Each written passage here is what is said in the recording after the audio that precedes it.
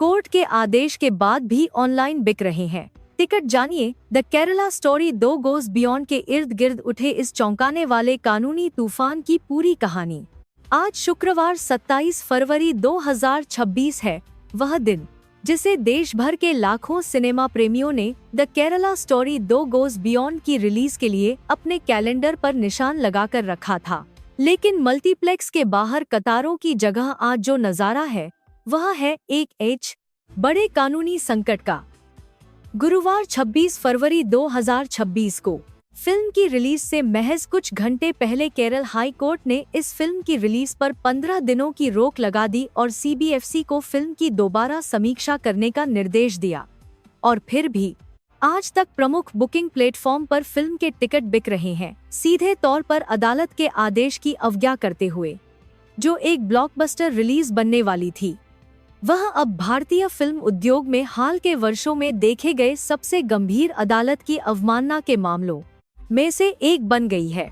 The Kerala story 2 goes beyond एक Hindi drama film है जो अपनी रिलीज से हफ्तों पहले से भारी सार्वजनिक बहस का केंद्र बनी हुई थी। अपनी पूर्ववर्ती फिल्म की तरह यह सीक्वल भी केरल राज्य में कथित जबरन धर्म परिवर्तन जैसे अत्यंत संवेदनशील विषय से जुड़ी है। मूल फिल्म जो 2023 में सुदीप्तो सेन के निर्देशन में रिलीज हुई थी, हाल के भारतीय सिनेमा इतिहास की सबसे विवादास्पद रिलीज में से एक थी। एक ओर जहां इसने जबरदस्त व्यावसायिक सफलता हासिल की, वहीं दूसरी ओर इसके कथानक की प्रामाणिकता को चुनौती देते हुए विभिन्न समुदायों और राजनीतिक समूहों ने इसका कड़ा विरोध किया। सीक्वल ने और आगे जाने का वादा किया था, निर्माताओं के शब्दों में उन्हीं मुद्दों की और गहरी तथा व्यापक तस्वीर पेश करने का। फिल्म के समर्थकों के लिए यह रचनात्मक स्वतंत्रता और असहज सच्चाइयों को दिखाने के अधिकार का एक साहसी प्रयोग था। आलोचकों और याचिकाकर्ताओं के लिए यह एक खतरनाक और भड़काऊ सामग्री थी जो सांप्रदायिक सौहार्द को बिगाड़ सकती थी और गलत जानकारी फैला सकती थी।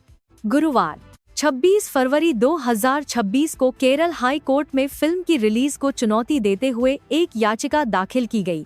याचिकाकर्ताओं के तर्क सुनने के बाद अदालत ने त्वरित और निर्णायक कार्रवाई की। डिवीजन बेंच ने the Kerala story 2 goes beyond की रिलीज पर 15 दिनों की रोक लगाते हुए फिल्म को सिनेमाघरों तक पहुंचने से प्रभावी रूप से रोक दिया। उसी आदेश में बेंच ने central board of film certification यानी सीबीएफसी को फिल्म की नई समीक्षा करने का निर्देश दिया।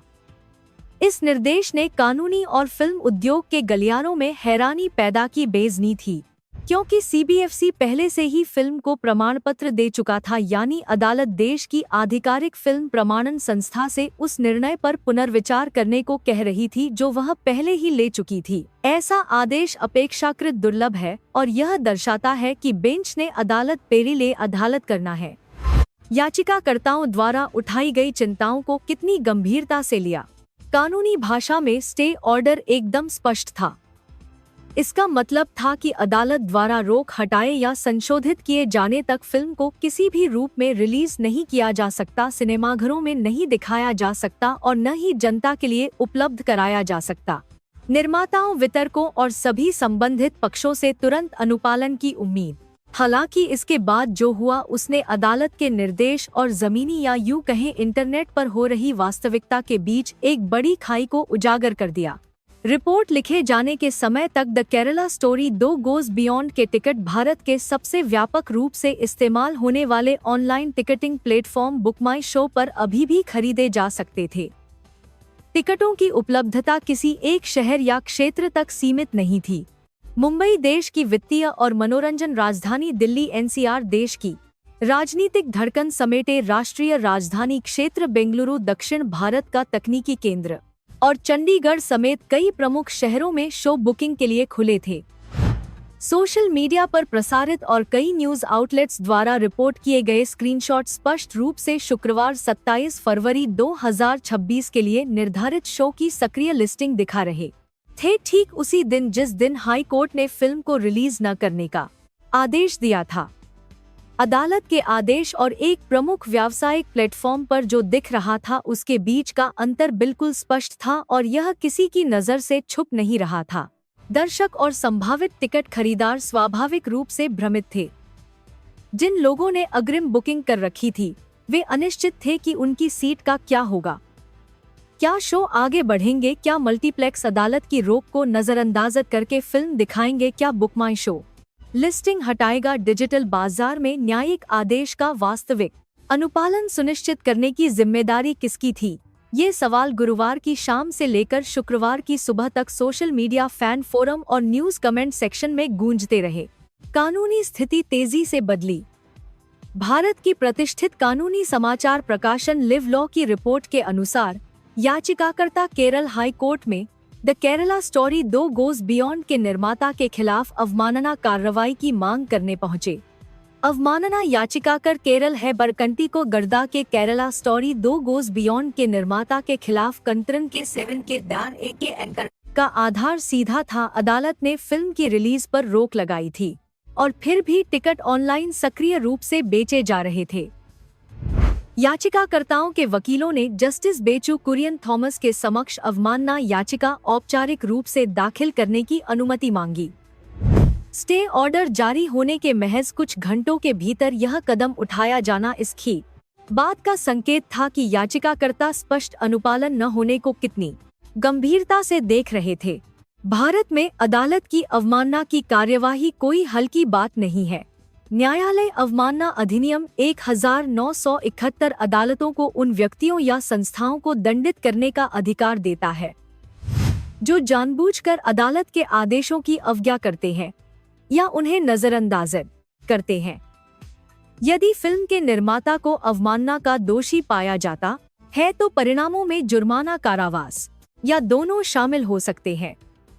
अवमानना कार्यवाही की शुरुआत मात्र ही चाहे मामला अंततः किसी भी नतीजे पर पहुंचे काफी महत्वपूर्ण प्रतिष्ठागत और कानूनी बोझ उठाती है। यह फिल्म उद्योग और व्यापक जनता को संदेश देती है कि अदालत अपने आदेशों का सम्मान का उत्थाती का फिल्म इदी सलाशन हाली चाहती है और उसके पास उसे लागू करवाने के साधन है। केरल हाई कोर्ट की डिवीजन बेंच शुक्रवार 27 फरवरी 2026 को अपीलों पर अपना आदेश सुनाने वाली थी। यह तारीख ठीक वही दिन थी जब फिल्म मूल रूप से सिनेमाघरों में दस्तक देने वाली थी, जिसने पहले से ही असाधारण इस स्थिति में नाटकीय तनाव की एक और परत जोड़ दी, जो दर्शक एक सामान्य रिलीज डे शुक्रवार को मल्टीप्लेक्स लॉबी में पहुंचते हुए इसके बजाय यह देखने का इंतजार कर रहे थे कि अदालत क्या कहती है और क्या फिल्म कभी पर्दे तक पहुंचेगी या कम से कम 15 दिनों की रोक खत्म होने तक नहीं। यह पहली बार नहीं है जब भारतीय अदालतें दर्शकों से पहले सिनेमा हॉल में दाखिल हुई हों। धर्म और सांप्रदायिक राजनीति पर बनी फिल्मों पर रोक लगाने, प्रतिबंध लगाने या रिलीज से पहले भारी शर्तें थोपने का भारत में लंबा इतिहास है।